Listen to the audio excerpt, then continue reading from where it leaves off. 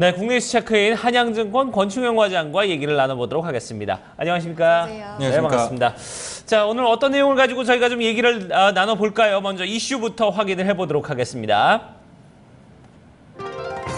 네, 오늘의 이슈는 중국발 리스크 이전 수준으로의 반등 성공에 대해서 얘기를 좀 나눠보도록 하겠습니다.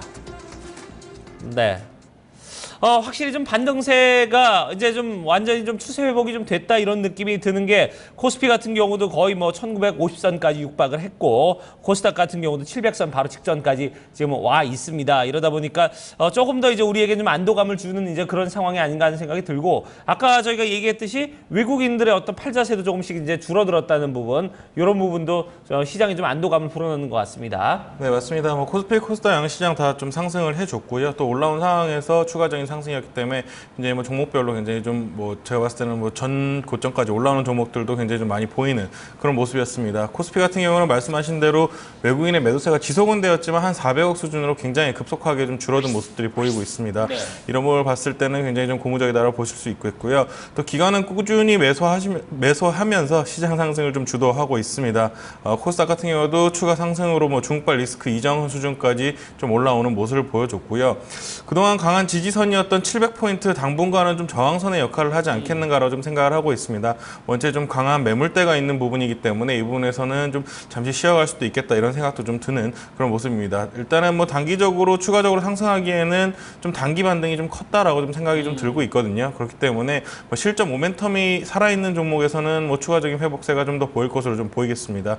다만 뭐 하방 리스크는 완화되었지만 단기적으로는 조금 쉬었다 가자 좀 숨고르게 할 가능성이 굉장히 높은 시장이다 이렇게 좀 생각이 되고 있습니다. 네, 지금 저점 대비 상당히 또 강한 힘으로 3거래일 연속 올라왔기 때문에 맞아요. 지금 주춤하시는 분들 진짜 많으실 것 같거든요. 그리고 제가 앞서서도 얘기했지만 이번 주에는 또 중국 제조업 지표가 국가통계국에서도 나오고 또 찰신에서도 집계가 돼서 또 한 번 우리가 흔들리는 거 아닐까라는 걱정도 돼요. 또 주말에 보니까 인민은행 쪽에서는 이번에 또 미니 부양책을 시행할 가능성도 언급하고 있고요. 중국 이슈가 또 한 번 우리를 흔들리는 건 아닌가라는 우려가 됩니다. 어떻게 보고 계세요? 네, 맞습니다. 뭐 중국 쪽의 이슈도 있을 것 같고 미국 쪽 이슈도 있을 것 같은데요. 일단은 뭐 결론부터 좀 말씀을 드리면은 중국 같은 경우는 한 4월에서 5월부터 좀 부양책을 시행을 했습니다.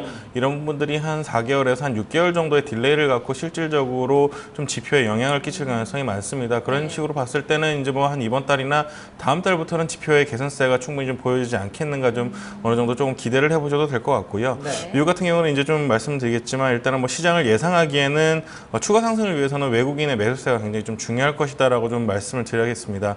일단은 단기 상승에 따른 부담감 때문에 조정 가능성이 있다라고 좀 말씀을 드렸고요. 하방 리스크 굉장히 좀 줄어든 상황입니다. 다만 뭐 만약에 조정이 올 시에는 좀 기회가 될 수도 있다라고 좀 생각하고 있습니다. 방금 말씀하신 대로 중국이 추가 부양책을 나올 가능성이 굉장히 높지 않겠는가라고 좀 생각을 하고 있는데요.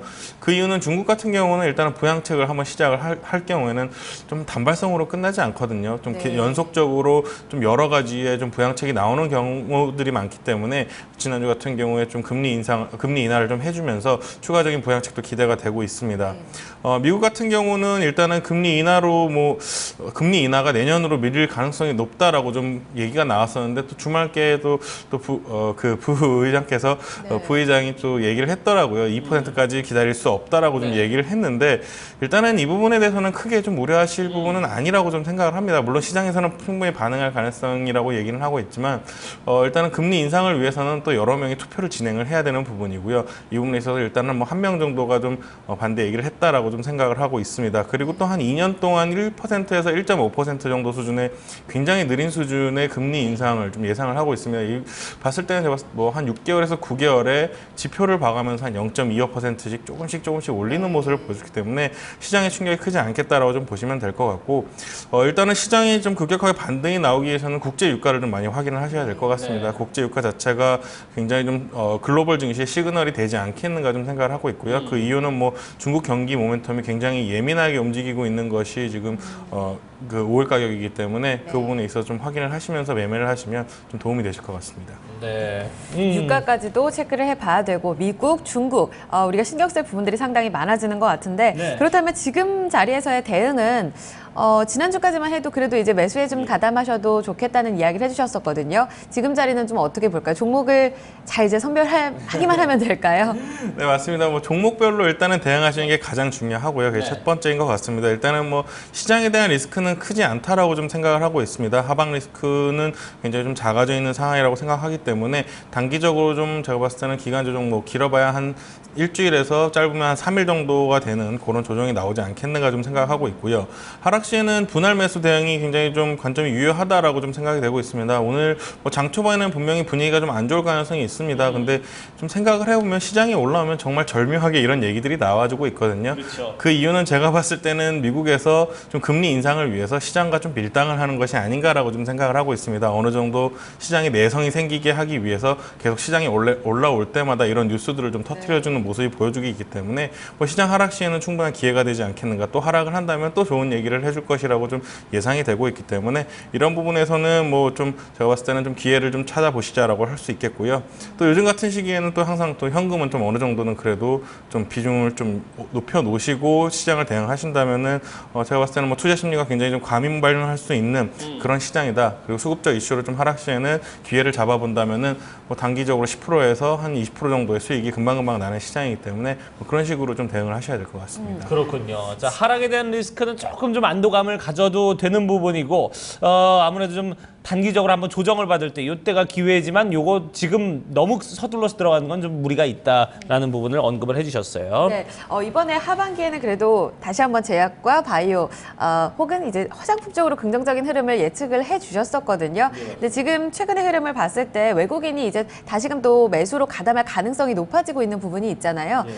기관이 사는 종목과 외국인이 사는 종목으로 좀 갈림길에 놓여 계신 분들 많으신 것 같아요. 업종별로 또 한번 좀 간단히 체크를 해주시면요. 네, 맞습니다. 일단은 뭐 화학주 같은 경우는 굉장히 좀 바닥권에서 놀고 있습니다. 그래서 화학주 같은 경우도 좀 접근이 유효하다라고 좀 생각이 되고 있고요. 더군다나 또 유가 같은 경우는 바닥 40불을 깨고 내려갔다가 바닥에서 한 15% 정도 급반등을 하는 모습을 보였습니다. 그렇기 때문에 단기적인 모멘텀이 충분히 될 수도 있다라고 좀 생각을 해서 화학주 정도도 좀 추가적으로 좋게 보고 있고요.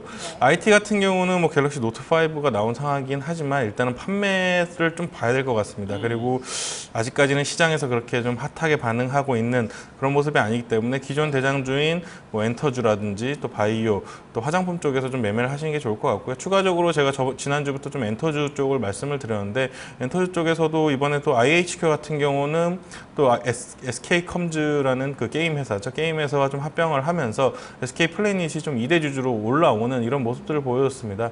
이런 모멘텀들이 계속해서 좀 생길 수 있는 쪽이 좀 엔터주고 또 실적 자체도 실적 자체도 2분기에 좀 나쁘지 않았었기 때문에 SM도 굉장히 괜찮았고요. 그다음에 엔터주도 어느 정도 좀 추가하셔도 되지 않겠는가 이렇게 생각하고 있습니다. 네.